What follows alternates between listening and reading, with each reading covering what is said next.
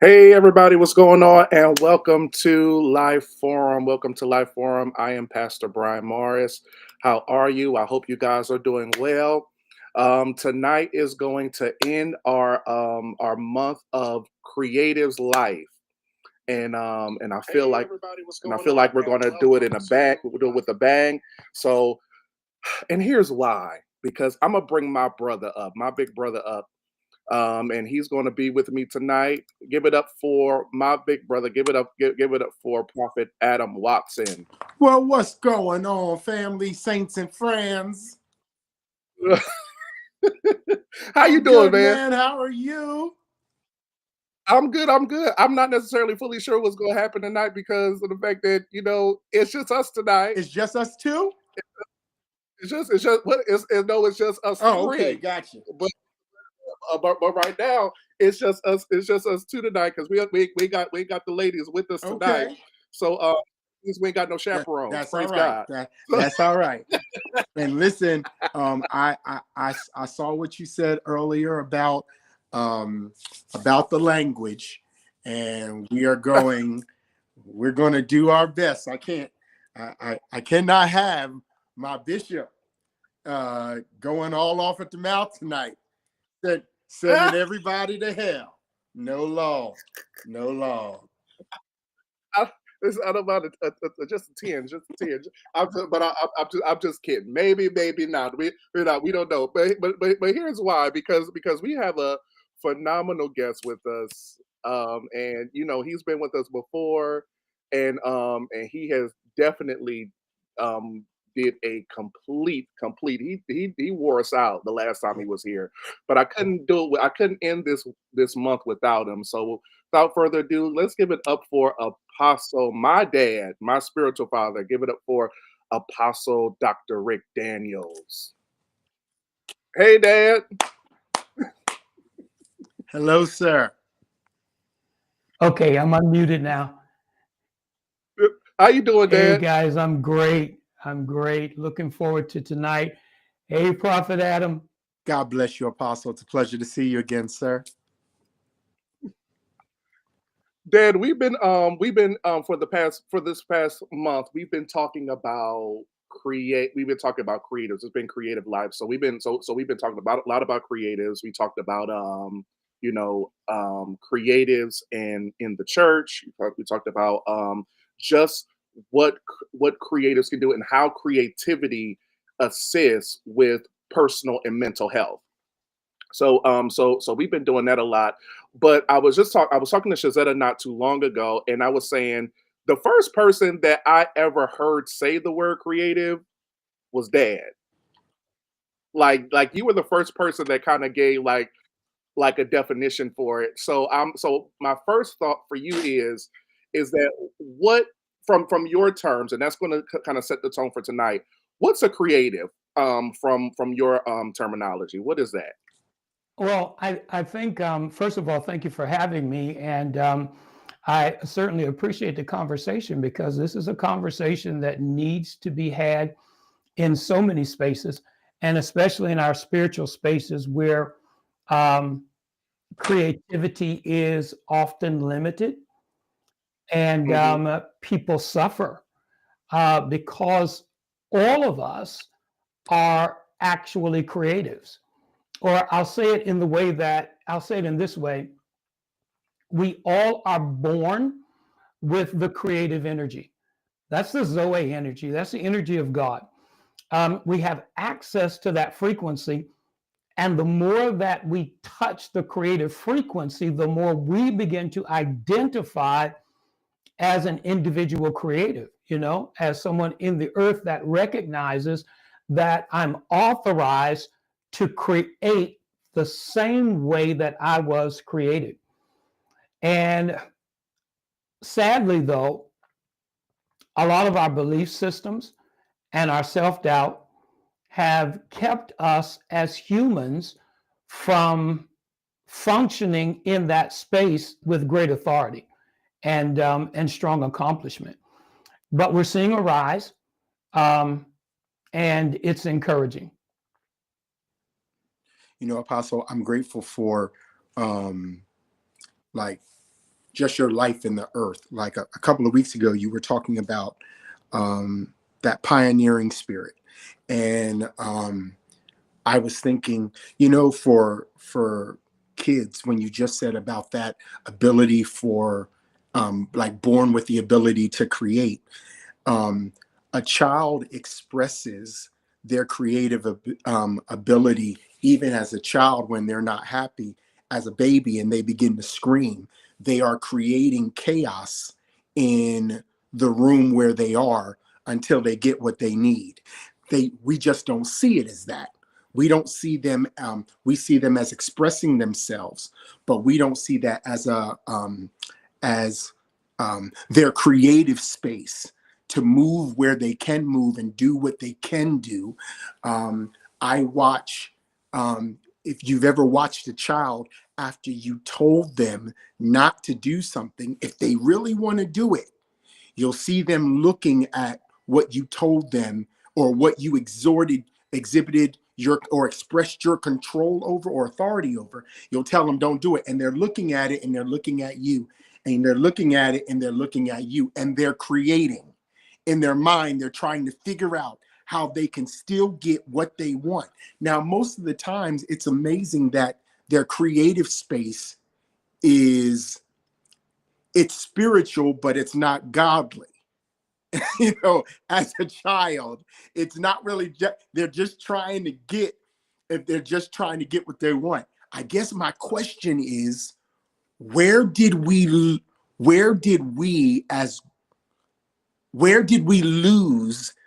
the ability to create, or where did we lose the boldness or the opportunity? When did we throw that away and say, I can't do that no more? What shut that down in us?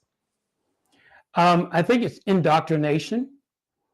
But when you talk about children and coming like a little child, the core of their creativity is curiosity. Wow. So it is not that the children are looking for an opportunity to disobey you, or they don't believe you, but there's always going to be that curiosity, because the curiosity satisfies their why. And there are many times that, we can't articulate the correct response to their why. So that curiosity is going to continue to live there. And even if,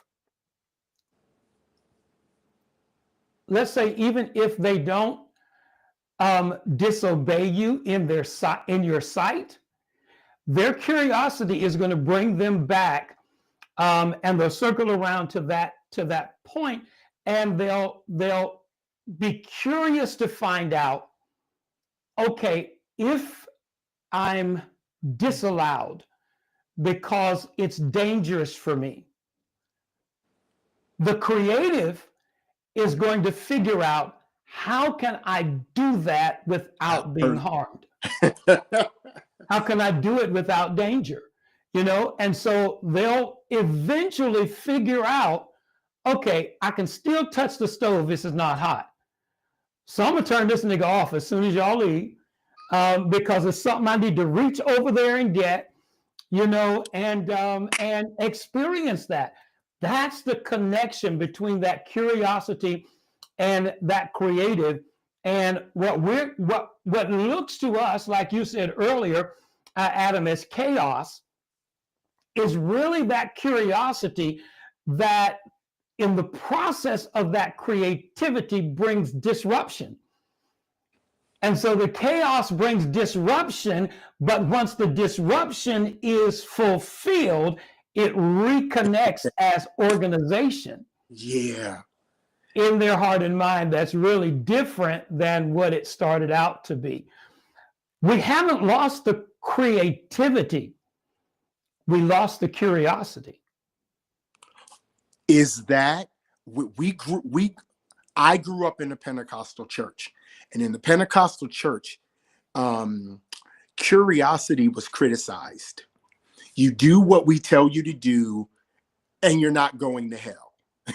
Don't go to the movies, don't go skate, and don't do any of these things, right? me and Shizetta were talking a little while ago. Hey, Coach She, and she was talking about the importance of communicating. So it popped up while you were just talking. So that child is communicating, and we're discerning it as that chaos. I guess what I want to know in my church brain is, how do I disconnect my church brain from everything new being evil? Well, one of the things that's really important to understand is we've advanced so much and we've evolved now so that we do pay more attention to how we learn. And our experience is very, very different in or out of church than this generation that we're working with right now. We were taught to hear and obey. Mm-hmm. And it didn't need to be anything else. Well, why should I do this? Because I told you. Mm-hmm. And that was enough. This generation operates from their lived experience. Yes, sir. If they haven't lived that experience and that experience has spoken to them, then they're going to continue to operate on the edge of disobedience to what you said, until it makes sense to them in their lived experience. They're not going to be the generation that just hears and obeys. They're the generation that has to have an explanation that makes sense to them in their lived experience. And sometimes that explanation doesn't make sense to us. And the only reason we can give them is because, well, that's what they told me to do, so that's what I'm telling you to do. And that just doesn't fly with them. And if we relegate them to that, then we greatly infringe on their capacity to create. Okay, I'm gonna shut up in 1 minute. And Bishop, you've had Dr. Daniels for years. Go ahead. Go ahead. I'm just throwing that. You had him for years. Share him with the world. Okay. All right. So I'm gonna pull back because I'm gonna ask you a question before I ask the second question. So the first time, Bishop, that you heard Dr. Daniels talking about a creative, can you explain, take us, the audience, in the origins? How did that come in? And so we can fast forward into the different matters and stuff like that.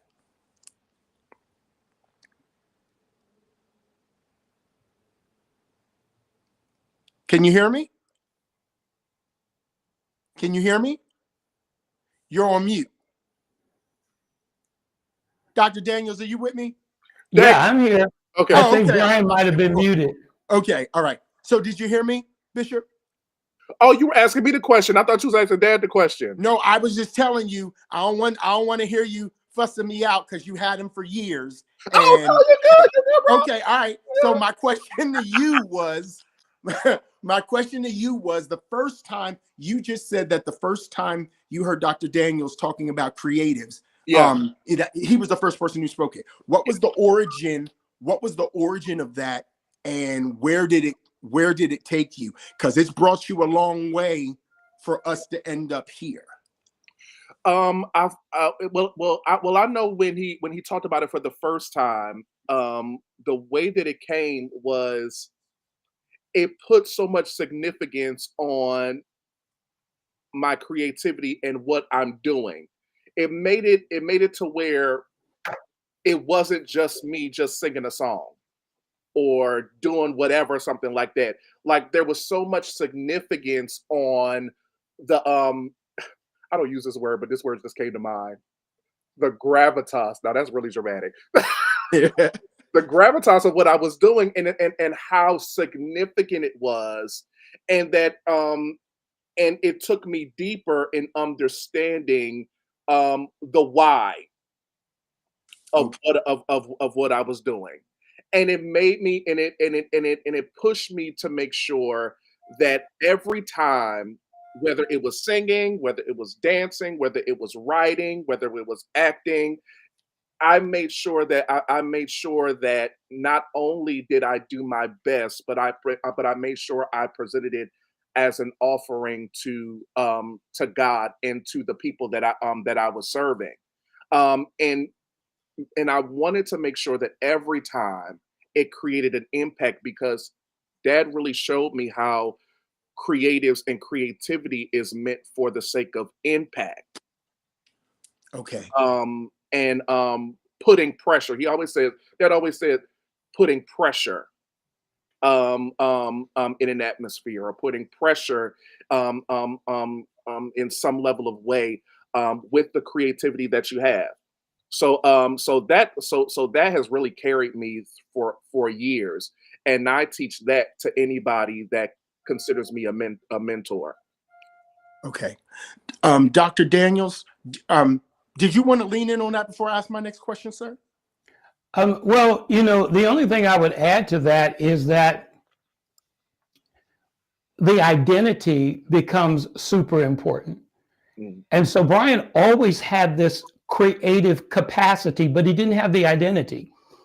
And the Okay. moment he identified himself as a creative, and then everything began to unfold to him. I believe, Brian, you can, correct me if I'm wrong, but I've watched you over the years, and everything that you have the capacity to do in a room with your gift began to unfold to you when you identified as a creative.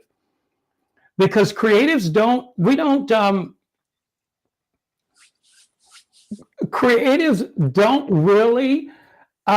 like supporting other atmospheres. We come in to create the atmosphere that serves what our gift has called us to do. yeah, And so, that becomes a really, really beautiful process in your mind when you allow it to be your reality. yeah, yeah. So That is that makes that makes so much sense, because the two young girls I got in my house right now are like almost like just raw creativity, and and they can't stand when I put order to them. They can't stand when I set things for them, and I ain't gonna lie to you. Sometimes it gets frustrating, but I also remember, and I remember what it was for me when I was that age, because Layla specifically is very much the spitting image, the spitting likeness of me when I was that age. But at the same time, there was order set to me that I was grateful for it, but unfortunately, like you said, it kind of took away my why, and especially when I started to get into my curiosity, especially when I got into church deep, like when I got into church deep, the curiosity, like, because there was always an answer for something that was that kind of made it to where I could not be curious, or like, for example, like, okay, I have a question. Well, you don't question God, or you don't do this, or you don't do that. So at some point, it kind of relegated my creativity to just, okay, I'm going to do this and that's it. I don't want that for I don't want that for my children, because I feel like, especially with hindsight, I want to make sure that I do for them what wasn't necessarily done for me, which is give them a space to where they can freely express their creativity in and how they do. But the question is that we've been talking about over the past month, that we kind of wanted to leave for you, because I feel like it's important, is how do we protect or direct our children, or should we, within creative spaces? Can I ask a question before he answers that? Go ahead. Because I want to deal with us before I deal with the kids. So here's my question, Dr. Daniels.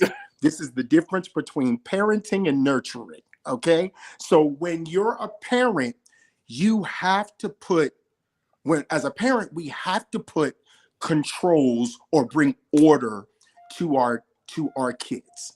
Mhm. As a an apostle, you pastors, you pastor people, men, women, all this stuff. My question is, how do you correctly steward and push? I feel the Lord, and push Brian's creativity without manipulating through control. How do you do that? Because a lot of people, right? Here goes my example. You express yourself to Brian, you tell him how powerful his gift is and all that stuff, and he takes off. And then y'all have a disagreement, and you tell him he ain't nothing. And now he's only willing to move as long as he's in favor with you. In that scenario, or if a person is doing that, the person who was stewarding that gift and that creativity and pushing it now has a control on it. And my question is, for the thousands and hundreds of thousands of people who have fallen into that trap, right? How do we get back that every good and perfect gift came from God? And how do we pull out of that where we step into where false honor becomes the manipulation upon which we can't operate in our gift? I hope I said that right and that makes sense. Well, I think, first of all, our idea of parenting, whether it is natural parents or spiritual parents or otherwise, it is filled with damaging dynamics. And we have allowed those to become the guiding principles of how we parent and what we do.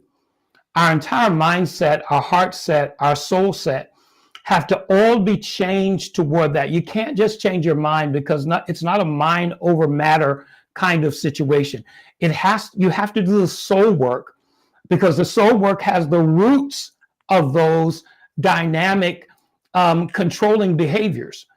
And once the soul work is done and you've uprooted that, then you're able to deal with the children from the heart space that truly wants to see them become everything that they're intended to be. Yeah. So children operate in freedom. And freedom for them is experimentation, it's discovery, it's adventure, it's all of those things that cause them to be able to develop their own true identity. That is what we call the creativity or the evolution of the sacred self. You can't protect them from themselves. Yeah. You can only help them own it. And that's a really, really hard conversation for parents in our particular day of parenting to be able to address, because our truth is not necessarily our children's truth. Yeah. And those children have to have the opportunity to discover what is truth for them, and then to determine whether or not at some point in their life they'll pivot, at some point they'll change, or at some point they'll understand that all truth is not absolute truth. And so what was their truth for a moment might not be their truth in a day. But they have to have the opportunity to be able to do that. And we have to create safe environments for them to have that experience. And what's really so beautiful about it, Prophet Adam, is that when we create those safe environments for our children, we'll realize that they're also safe environments for us. Okay. And we come back and say, okay, you know what? that feels really good, or at least it feels so much better than demanding and manipulating and controlling, because we've given the evolution of the sacred self the opportunity to rise. I hope I answered that sufficiently. Yes. Yes, that's beautiful. Yeah, Adam, I can say from a like a spiritual parent standpoint, it is so funny that you said that, because it reminds me of the many times that Dad has told me. He said he wanted me to spearhead something as far as musically or creatively, and he says it was like, I want you to do this. You know, there's a certain sound, or but I don't necessarily know what it is, and that would frustrate me because it's like, I need you to tell me exactly what you want. And I realized, and I'm like, and I'm like, just tell me what you want so that I can get it right for you. But I didn't realize it. Actually, it just clicked for me just now.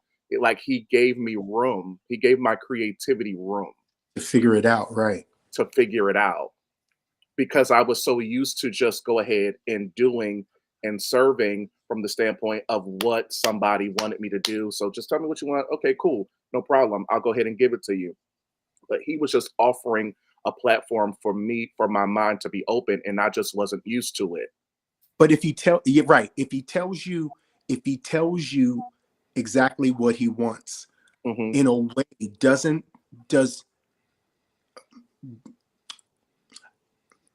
it's kind of like a split screen. If he tells you what he wants, he does make it easy for you, because you can give him what he wants. But in a way, doesn't it wouldn't it kind of rob you of the ability, or the chance to figure it out? And that's It, probably why he said, hey, just do this. And you're like, nah, just tell me. it would, but it would, and it also kept me from being able to trust myself and trusting the voice of God in me. Yeah, because the reality is you don't have to figure it out. It's already there. Yeah. You just have to invite it to the front. You have to invite it up. And what a lot of people misread about creatives, because we think creators are people that just make up stuff, but that's not who we are. Creatives show up as artists. Yeah. It's the creativity and the artistry. And an artist creates a world and invites the rest of us to understand it. So when you move your creativity into that artistry, you know, you write the narrative, you bring it forth, and then you invite everybody to understand it. And that's why we see people like Prince. Prince brought a disruptive sound. He brought rock and funk and soul and meshed it all together and brought us something that we had never heard before. And then he had to describe it to us. Yeah. He had to bring the narrative to it. And that's what artists do. You can look at an artist's painting and not know what it is because it's so abstract. Right. And then the moment that the artist describes that to you, you say, oh, I can see it. I can see that now, because that's where we live. And so what Brian has learned over the years is that it's effortless. Yeah.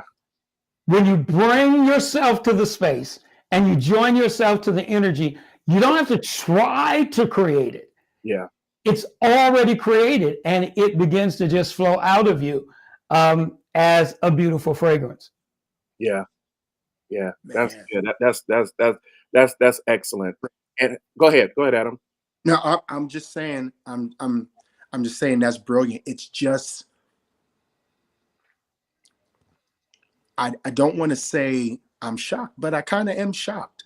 It's so weird to hear an apostle in the Lord's church so skilled towards the creatives. It is such a, not like you're not one, but that you were one and you didn't abandon the creatives. so I'm just sitting here and I'm like, wow. That's where I really am. I'm really like, wow, because we were talking last week about we don't consider our gifts as sacred and holy. We don't consider them that way. And then a week later, we're talking to someone who completely understands that, And so when I know, like we got uh, um, uh, a million questions to ask you on this list. I know. So I'm just going to ask this one question, and then I'm going to shut up so we can at least get 2 or 3 questions that we already have here. So my question is, okay, creativity, it knows no color. Creativity does not seem to have any limits. Mm-hmm. You can go as you said, we create a world and then we invite other people into it.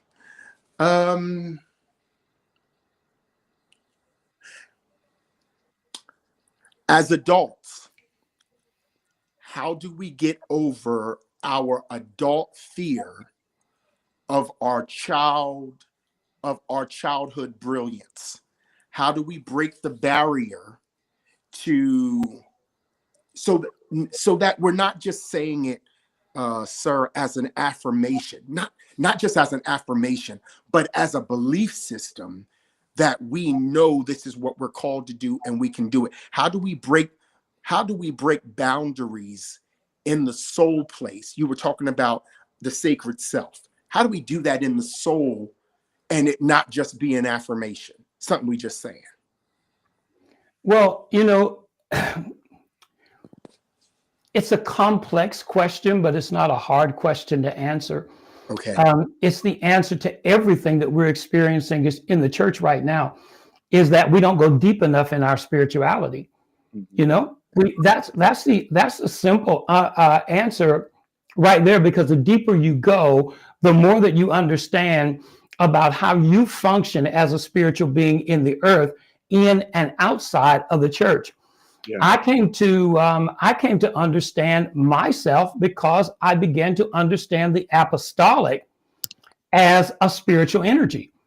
And when you understand that you operate spirit, soul, and body, and Father, Son, and Holy Ghost, and then you come to understand your beingness, and now you understand frequency, vibration, and the aura. So you understand all of those different parts of yourselves, and now you bring them together, and it defines you to you.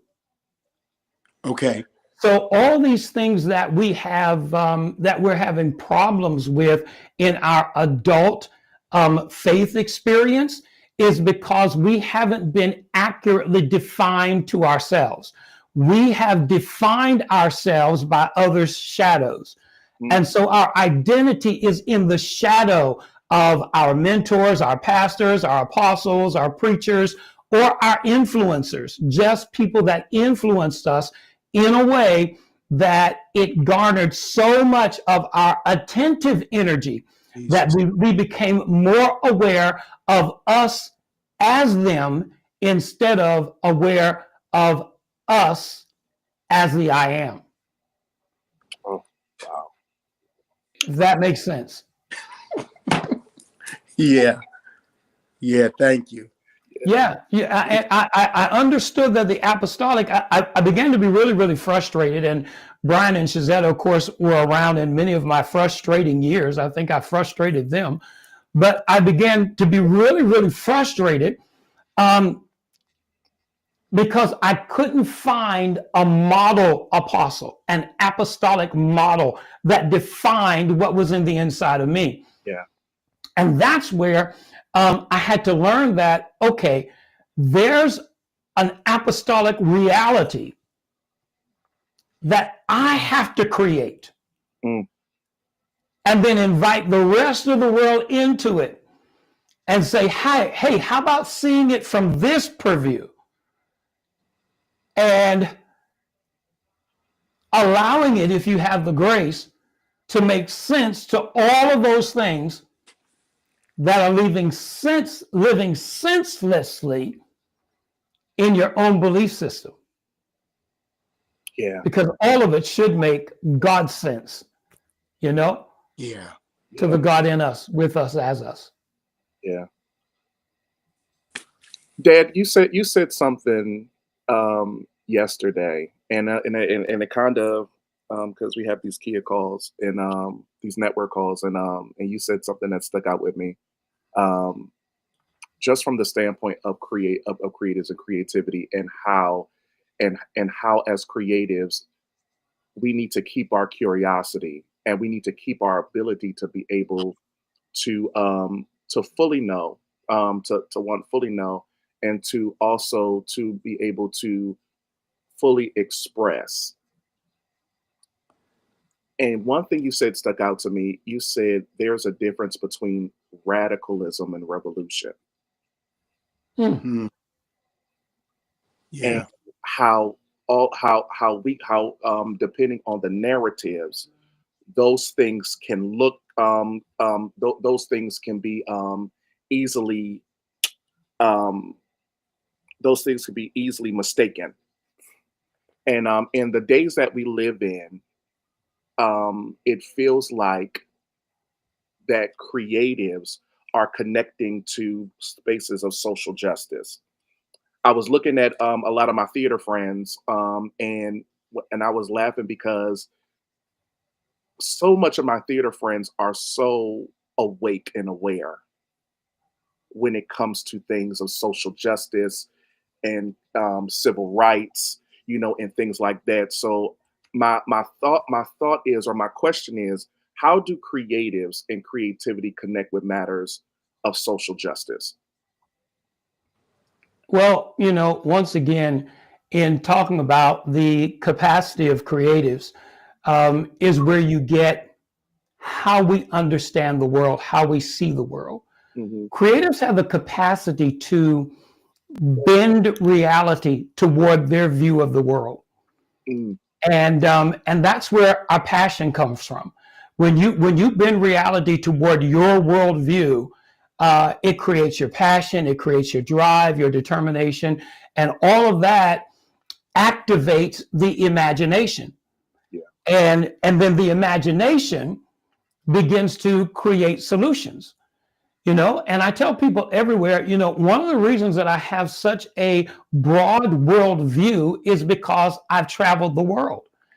And if you're in limited spaces and you have limited opportunities to understand and exchange what's taking place in the rest of the world, or what's taking place with your brothers and sisters, then it will impede your creativity to the point where you'll still be creative, but you'll only create those things that are significant in the circle that you serve. Jesus. And when you allow yourself, to go beyond that circle, I'll be doing a training in less than 30 days in Dubai with a group of people from Uzbekistan, from Turkey, and from I forget where the other group is coming from, but all of them in Central Asia, all of them have been cultured in Islam. Mhm. Although many of them have accepted the Christ and are quote unquote Christians or believers, but they're cultured in Islam. And so it's really necessary for me to understand that they see social justice from a very different lens than we see matters of social justice in the US. Yes, Yeah. sir. Yeah. So we have to change the conversation when we understand things globally, because oil doesn't flow from your neighborhood to the nations or from the valley to the mountain. Oil flows in a gravitational pull. So it goes from Yeah. Aaron's beard down to his paps. So you have to see that oil flow from the top of the mountain down to the rest of the existence of the terra firma. Yeah. Apostle, what's the top of the mountain? Oh, the top of the mountain is Zion. That's an easy question. Now, The top of the mountain is the kingdom of God. The top of the mountain is every people, tribe, and nation under the sun. The top of the mountain is the church that cannot be hid. You know, it's the lighthouse. Yeah, it's the peak. That's a whole nother message, Adam. That's a whole nother talking and teaching right there. But what we have to do is change the conversation from social justice to fundamental human rights, and begin to work to create a consciousness. You know, there's an event that's taking place now that they're calling global workspace theory. And the suggestion of global workspace theory is that information, when it's properly configured in the mind, becomes consciousness. And then that consciousness begins to gain access to a wide spread network of the brain interior and the mind external. And then that allows for an integration, or what I like to call oneness, that is broadly and powerfully shared with everything and everyone. And so I probably went off the rails with that, but here's what I'll say in conclusion, that in order for us to be able to address social justice in our environment, or humanity or human interest in the global environment, it's going to take the bringing together of spirituality. Don't get angry with me. You called me, so you know I'm going to go there. It's going to bring together spirituality and artificial intelligence. Both are going to have to work together in tandem toward solutions for social justice on a global level. And that's going to mean discernment. It's going to mean the prophetic. It's going to mean ancestral access to the ancestors, in order for us to understand how these situations have been resolved before and how they'll be resolved now. And they have to be resolved globally before they can be resolved locally. What's true on the macro level is also true on the micro level. So you must never try to solve a global problem from a neighborhood. If you solve the problem in the globe, the neighborhood will be absorbed in the solution on the local level as you bring solution on the translocal level. I hope that made sense to you. You know, I kind of went in a rabbit hole there. Well, you answered the question that needed to be answered, in the fact that you know, like today's climate is not just Texas or Florida or whatever. It's so much bigger than we think. Hey, Brian, can I ask question 3 and rephrase it? Okay. Yeah, go ahead. Sir, number 3 was, why do creatives feel the weight of the times that we live in and the times approaching? So that's the first part of it. Why do creatives feel the weight? I want to go back to your conversation about the pioneering spirit, right?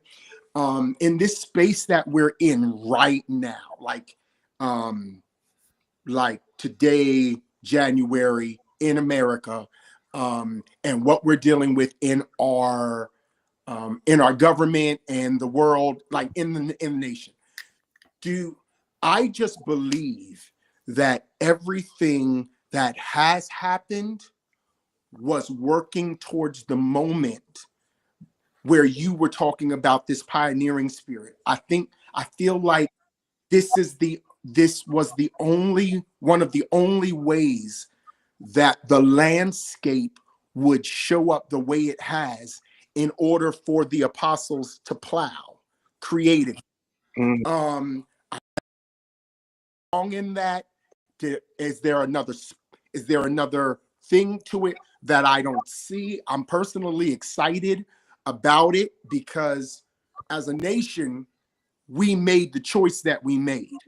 But knowing that God knows all things, right behind all this chaos, you started talking about the pioneer, the person who has to go out and has to plow the new ground and blaze new trails. So should we be excited in this space? I don't think that we should be scared. What's your thought process?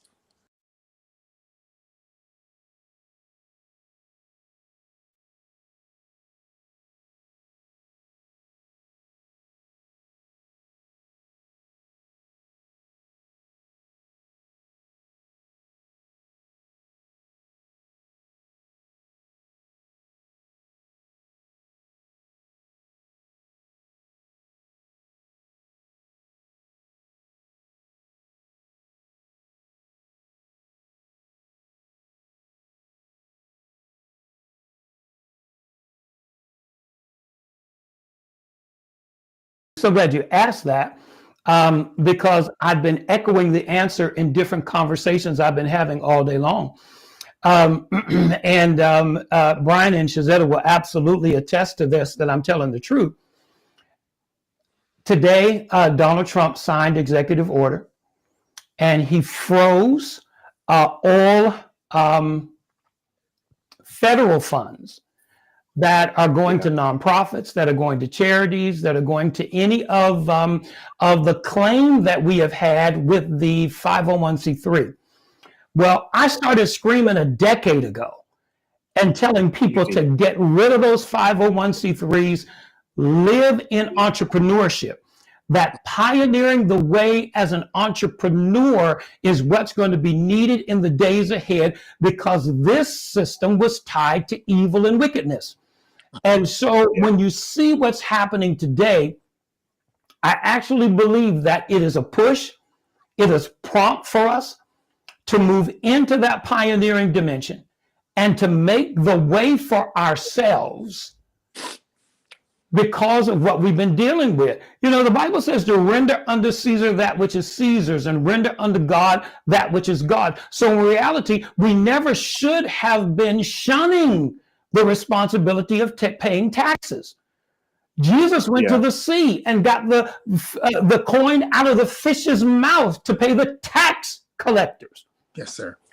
And we've let them dupe us into believing that not paying taxes is an escape from responsibility. And I know I went on my soapbox a little bit on that. Good, sir. But, you're good. This is truly our reality. So when we talk about creatives, let me say this. Creatives are driven by solutions. If we can't solve something, we can't do anything. We're not going to do stuff just for the heck of it. We've got to have a problem to solve. We have absolute radar when somebody is gaslighting, when they're manipulating, when they're trying to do something other than do the work to bring the creative manifestation into being, so that we bring the solution to bear on whatever the problem is. If you won't collaborate with us as creatives, if you won't become a part of the creative community, then at least collaborate with us so that we can create our way out of the mess that you have gotten us in. Yeah. Many creators in this country are feeling the weight of the loss of the dreamers. Living in South Florida, we became completely acquainted with the dreamers, those undocumented immigrants who came to the United States as children and they began to create and innovate. They moved in the technology space. They moved in the medical space. And see, we're quick to talk about all they're good for is agriculture and cleaning hotels. The devil is a liar. You're going to go to hell for that lie. These people have brought tremendous amounts of understanding in innovation, technology, creativity, and it's been the dreamers, the children of those so-called immigrants. So all creatives are beginning to feel the weightiness right now of what takes place when we lose the dreamers, because this is going to greatly damage the creative collective in the Western world. Wow. So the creative conscious, we are moving in our spirituality. And we are breaching realms in order to accelerate the connection webs, because there are going to be webs no matter where you disperse these kingdom kids in the earth. There is a web of connectivity so that we don't lose members of the global creative family. And that, once again, I'll circle back around and say this is where the joining of spirituality and AI and all advanced technologies cause us to be able to remain connected no matter where we're dispersed in the earth. Jesus. This is what we saw in Noah technology. That as people were dispersed in the earth, they continued to remain connected. And so at least a decade ago, I started talking about the dark web, blockchain technology, looking at what is able to be to keep us connected when we are dispersed. Wow. And all of that is coming to bear on us right now, and we must accelerate it in order to make sure that we don't lose the power of the creative collective that is locked up in, here I go with the apostolic, Let's go. Locked up in the oneness, baby. Locked up in understanding the reality of apostolic oneness and how that we are all joined and we are all one. It is the I am in the I am and the am I being answered in the I amness of this reality. The am I being answered in that? Lord have mercy. I rest my case. Okay. Okay. All right, hold on. Now, I do have a political question to ask you. Now, I'm going to ask Brian, you first. B, I need a yes or no answer from you so I can ask my question to Apostle. Okay. Here goes my question, Brian. Okay. Me and you are sitting down eating at a table, and Trump and Elon Musk walk in the room. Yes or no? Are we leaving or are we staying? What we eating? That's a great question, Brian. What we eating? If the food is good, are you? Okay, so the reason why I was asking is because I figured, because you say it all the time, but I know for me, I eat best over food, right? And so my question, because I feel like, based on that pioneering, I feel like the apostles that you were talking about are about to be called into certain spaces. And so, sir, I got to ask you, Apostle, if as disgusted as you are with certain movements that are happening, based on you talking about how things are so much bigger, how we're not in the neighborhood. We don't deal with things from a neighborhood perspective. We deal with it from a global perspective. Would you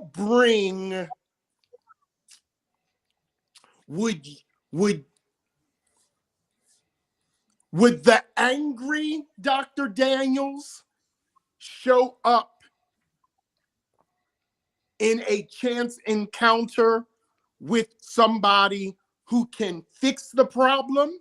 Like in your thought process, in your wisdom, because you said that creatives come with solutions. We need to find a solution. So if as a creative in that space, we all can't be consultants, but you do have wisdom. So in that space, do we temper the rage or the anger that we have at movements that are going, and instead and substitute that to impart wisdom in that space? The reason why I'm asking is because I know a lot of people who are prophets who would swear up and down that they would stay that angry prophets in that angry prophet space if they encountered power or authority. And for me, I'm listening to you, and I feel like you could fix the wisdom that God has given you. You could fix America tomorrow and the world in about 2.5 weeks. That's a joke, but it's kind of like how I feel, because you're making my head hurt. So in this space, you encounter power. They walk into a room.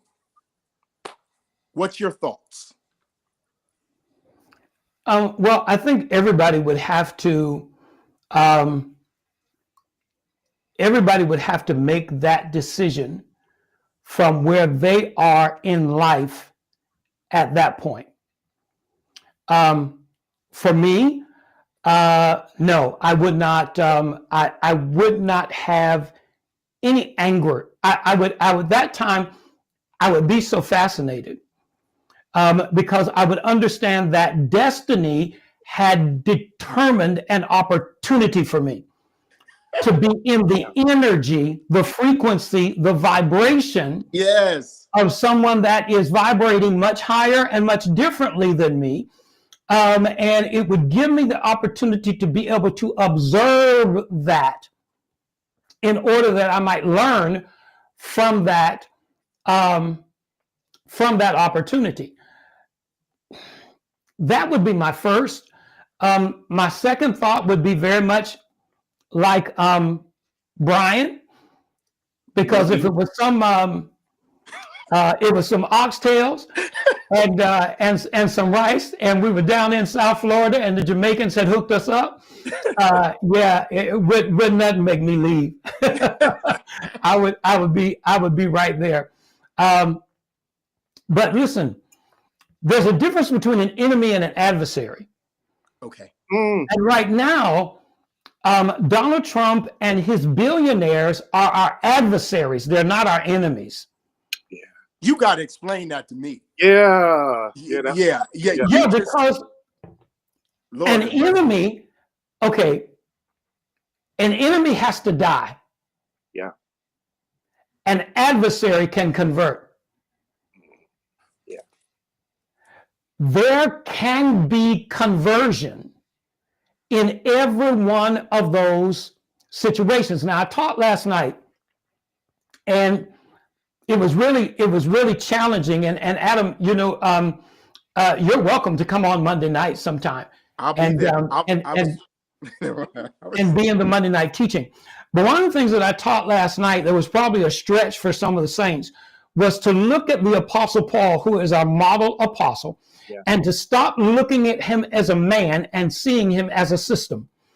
And when you see him as a system that controls many, many connected things, you can stop looking at Donald Trump and Elon Musk as enemies and look at them as systems, because systems can be converted, systems can be changed, systems can have the entire dynamic of what they do reused and repurposed. They may have started out to destroy, and they're repurposed to bring abundance. Wow. But they have to be activated by individuals that understand that there is a greater purpose beyond what is originally presented. which is the tip of the iceberg. But the Titanic was sunk with a hidden 9/10 that was below the surface. You know? Yeah. Yes, sir. And if we tap into that hidden 9/10, we recognize that there's a lot of principle, there's a lot of system, there's a lot of empowerment, there's a lot of vision that is locked inside of that 1/10 that we don't understand, that can be repurposed for the advancing of the kingdom of God. So absolutely, I would stay. Okay. I might have my piece, you know, just in case we needed to disrupt something. But absolutely, I would stay. You're talking, and I feel like the disciples when Jesus was purposely telling them parables and they were looking at each other. So let me, sir, because you made a statement. I wrote the note. I wrote the words down. I've been hearing Brian and Shazetta say this.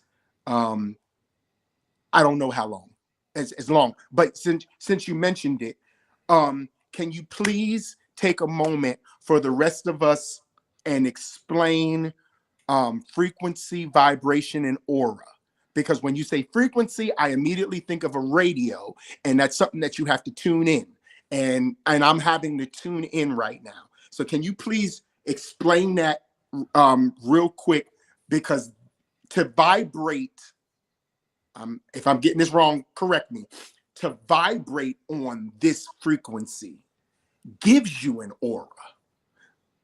So can you explain that for us? Because I got notes. So all of us, we're made up of these three things that give us the aura. It's energy, it's vibration, and frequency. So the energy drives the vibration. The vibration is recognized externally by aura. The frequency is set by the collective. It's set by the oneness, by the hive mind. Once we touch the frequency, we have access to everybody's vibration. Thus, the oneness reality, the Pentecostal truth, the idea of apostolic oneness. We are all baptized into the one. Hey, glory. We are all baptized into the one. And once we experience that, we have connection with everything and everybody there. So the example that you use, if Donald Trump and Elon Musk walked into the restaurant because of their rank, the vibration would raise or lower to whatever vibration they were bringing in, whatever they were vibrating on. And we see this all the time. We just don't recognize it, and we call it something different. You can call it the anointing. You know when there's a particular man or woman of God that's intending to bring deliverance in a house, and that person walks in the room, the frequency shifts to whatever that person's frequency is. We all begin to vibrate wherever that person is vibrating at. And that's where we see the signs and the wonders and miracles. We just explain it very differently. Okay. You can have somebody that has the word, has the anointing, has the gift, and they walk in the room and they're vibrating lower than you are. Yeah. And you refuse to allow your vibration to come down to match with theirs. And so you sit there waiting for the service to be over because you know they ain't about nothing. It's all about that idea of how we lock that frequency. The aura is, it's pretty much reserved for the seers. And it's something that we haven't taught when we teach about prophets. But there were also times when the prophets were called seers. Mm-hmm. And that was when they were in a dimension to be able to recognize orbs and auras that were given by the vibration of individuals. And they literally knew how to discern their frequency by the aura of their vibration.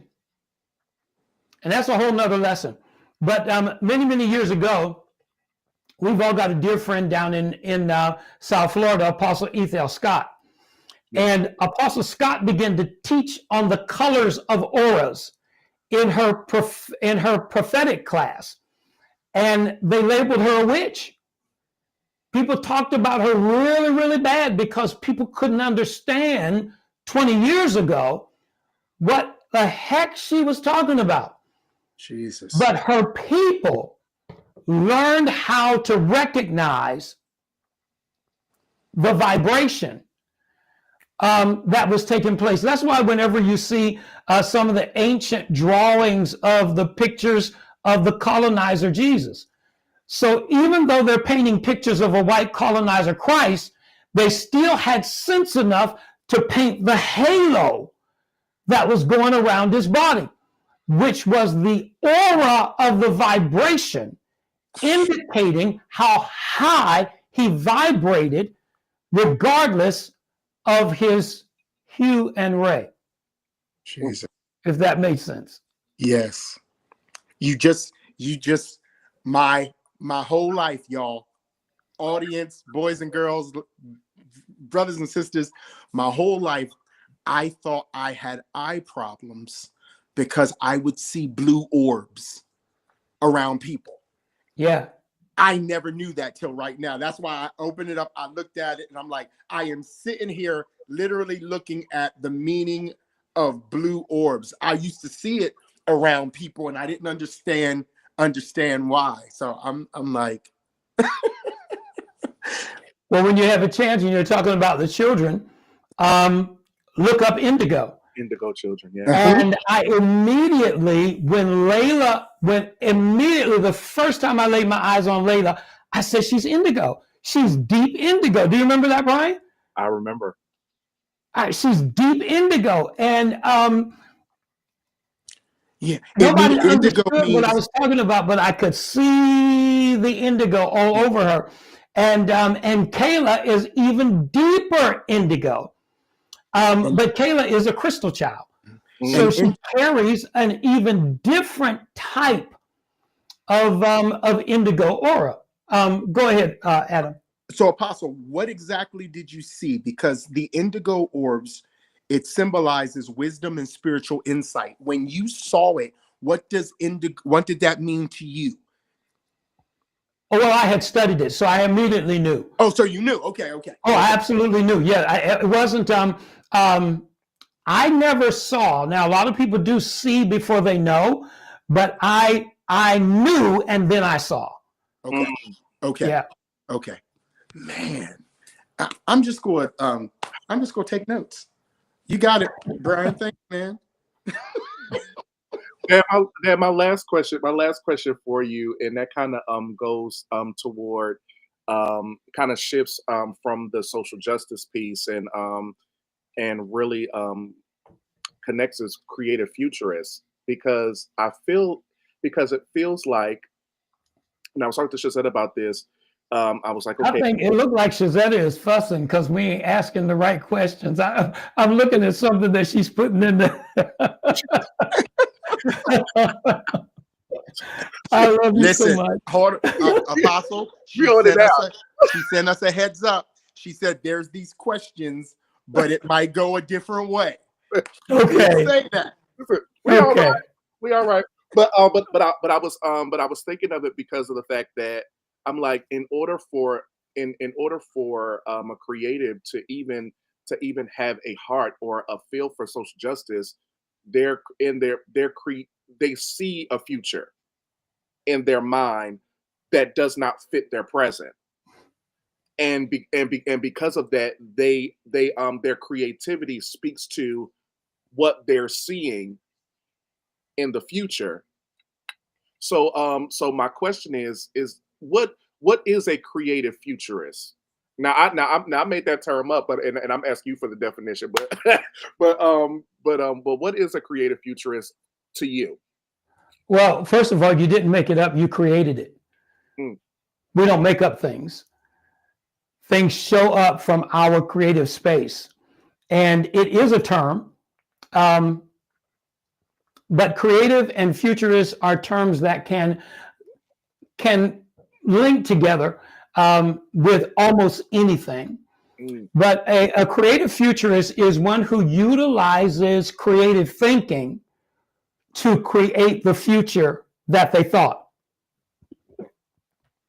So the creative thinking, as a man thinks in his heart, so is he. Creative thinking causes you to become what you thought. And once you become what you thought, you're authorized to create that in the future combining. So it's combining vision from many inclusive fields. And that's really the difference between a futurist and a prophet. Because the prophet can speak and prophesy the future, but the prophet does that from usually one divine source. They do it from their divinity or from their deity.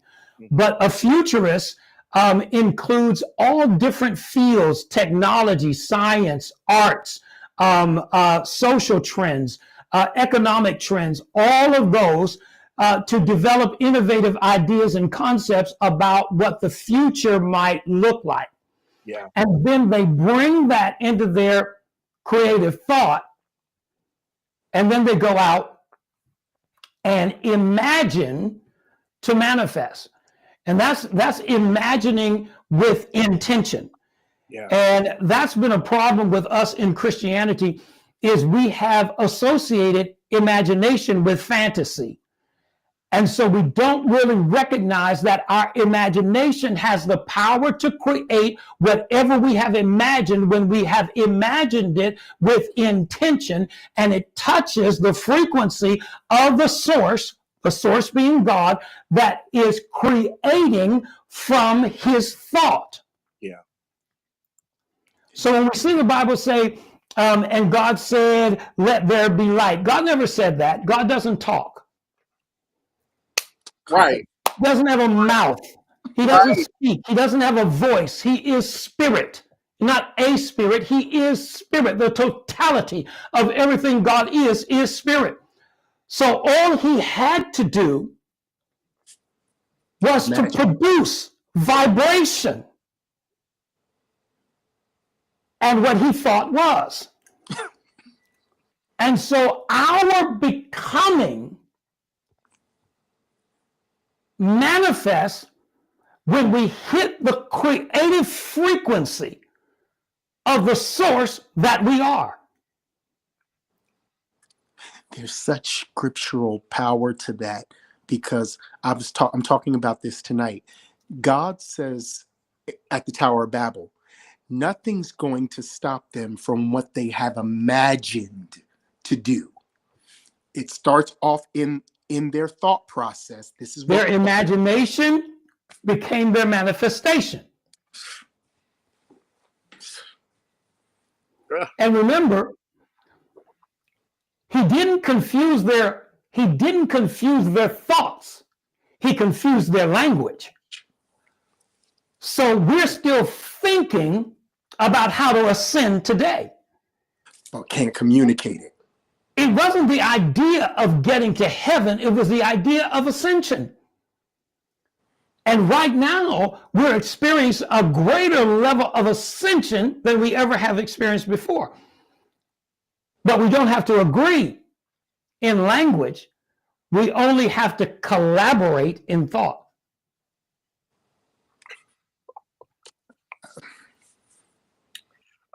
Okay. Y'all ain't saying nothing. What else is there to say? Okay. Adam, what you got? What you got? Dr. Daniels, there was one person in the whole planet who I talked to in my life as a human being that hurt my head. And her name was Dr. Loretta Gonzalez. That was 20 years ago until tonight. And now I have met, she's gone on to be with the Lord. I'm so thankful you're in the earth. Can I say that? Oh, I am too, bro. God, I'm like, Lord, this is incredible. This is incredible. I never thought that me and Brian wouldn't know what to say. Right. I'm like, I think, okay. I think my, okay, here's my final thought, my final question, because I know that there is a creative that's going to either watching this now or going to be watching this later that's going to feel like, how do I even apply all this information, or how does this all relate to me? How do I how do I how do I see myself in the universal and the global standpoint of affecting things in my creativity, when all I, because a lot of times, and I say this all the time, a lot of times people who are creative or creatives, they tend to not think that what they have is important because they live with it every day. They do it every day. It's just a part of them, but they don't understand the impact that they can make with it. So honestly, a lot of us don't necessarily always take it as seriously as we could or should. So from all the information that you, all of the concepts that you gave today, how does someone just watching this, um what can you give them, or at least starting points that get them to understand where they fit as a creative in the spaces that you just talked about tonight? I think the easiest way to answer that question is that the journey begins within. And we're all looking outside of ourselves from answers that we all have innately within us. Yeah. And that's what religion does to us. Religion causes us to always want to do something. And spirituality makes you aware of being something. It's the beingness, not the doingness. Yeah. You can be doing all day long and never be awake to your beingness. But the moment that you turn yourself inward and recognize that I be, not do, I be. Yeah. Because you're searching for the answers outside of yourself. And if you want to stay in the confines of your safe space, just remember that the Christ said, behold, the kingdom of God is within you. The kingdom has everything you need in it. It is self-sufficient and sustainable through eternity. So why must we look for it outside of ourselves? Everything we need is within. And once you touch the kingdom within, everything in you, when it's ready, will be exported outside of you. And with that power, you can influence your sphere and literally change the world. If I could just add to that, Brian, for those people who are trying to figure out, where do I start? Watch tonight again.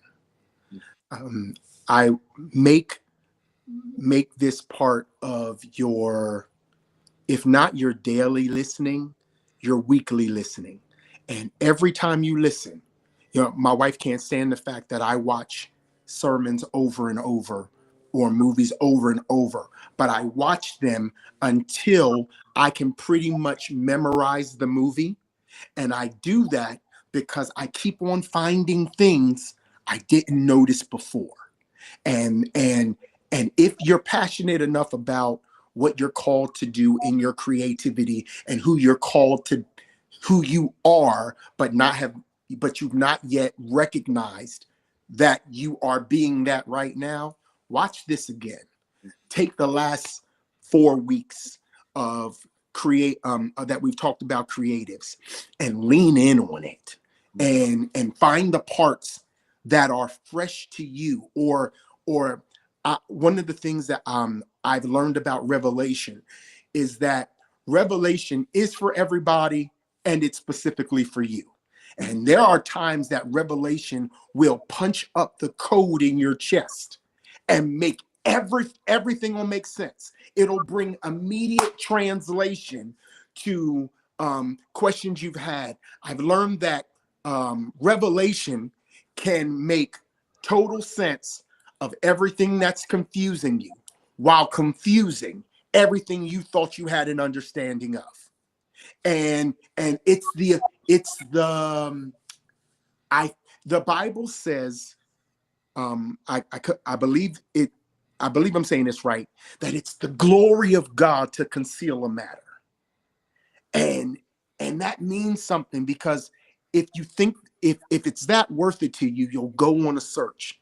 And I believe that Apostle Daniel's dropped so many crumbs falling from the rich man's table. That's what we got tonight. I'm like, and like I said, Brian, I mean, you and Shez get this all the time. It's and I'll be getting it on Monday now that I've been invited. But but I'm just sitting here like wow. Like, wow. So I just personally, I thank you on the behalf of everybody tonight that you've enlightened. Thank you. This is not idolatry, but tonight you are the definition of wisdom. It really is. And it's been such a pleasure and an honor to pick your brain. It definitely won't be the last time for me, but man, this is so good. And for the people who had questions, for those of you who knew what we were going to ask, like, we asked every question on here. Sure did. I just noticed it, Brian. We asked every question on here that we had. So just so you know, he answered about the relevancy. He answered about the climate. He answered, he answered about what we should do with our kids. That was like one of the first ones he answered. He answered all of our questions and took us on an adventure. Lord have mercy. Dad, where can the people find you on social media? Oh, on social media. I was getting ready to say, well, I'm in Milwaukee this week. I'm be in Miami in a few weeks. Where can people find you on social media? Yeah, well, they can find me on Facebook. Okay. I'm right now redoing some of the other places, but they can go on Facebook at Rick Daniels, and we're just launching 2 new YouTube channels where I'll be sharing some teaching and things on there. But all of those announcements will be on Facebook. Awesome, Dad. His morning motivations are always fire. So y'all need to take a look at that. His morning motivations are absolutely amazing. Let me go ahead and type this in real quick so people can. Yeah, morning motivations, Monday through Friday, 9 a.m. Central Time, 10 a.m. Eastern, and it's a really good talk platform. I do some teaching on there as well, and often have some guests. I think Shazetta's going to be on tomorrow, so it'll be great. And Brian, can you believe Aaron said yes? Aaron's coming on Thursday. Nice. God is still working miracles, isn't he?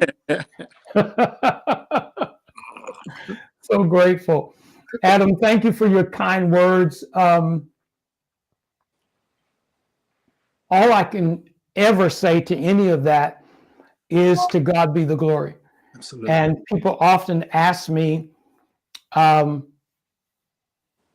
where I got my information, my learning, all those kinds of things.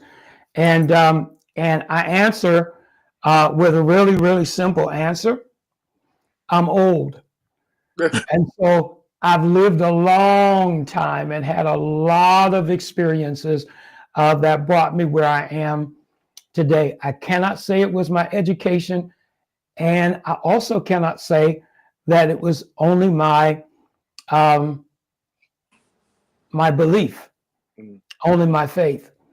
It was that curiosity that there must be more, and finding that path. And I can't really say finding it, because people, when you set yourself on that journey, you'll attract people to you, that will bring the enlightenment that you need. Thank you, guys. I'm very, very honored to be here and be with you tonight. Sir, before you leave us, is it possible, could you speak a word of expansion over us? The God of all universes and the power of all sources that are aligned with your destiny now be activated in every area of your life. May every part of your beingness become aware that at this very moment, a power is entering your sphere that will launch you into the destiny that has been designed for you before you were a milky substance in your father's loins. May you now have an original vision of who you were, who God imagined you to be before your manifestation. And may you connect it with your destiny and your divine journey. I speak these blessings over every one of you and command acceleration and activation in every area of your life in Yeshua's name. And it is so, and so it is, even as I have declared it. Amen. Sir. Amen. Amen. Apostle Rick Daniels, everybody. Thank you, Dad. I love you, man. Love, peace, and hair grease. All right, guys. That's it. That's all. We love you. Something good gonna happen in this year, and I am grateful that I made it here. Yesterday's gone and a new day has appeared, and I am grateful that I made it here. Blessings gonna find me here, oh yeah. Favor gonna find me here, oh yeah, yeah, yeah. I miss money gonna find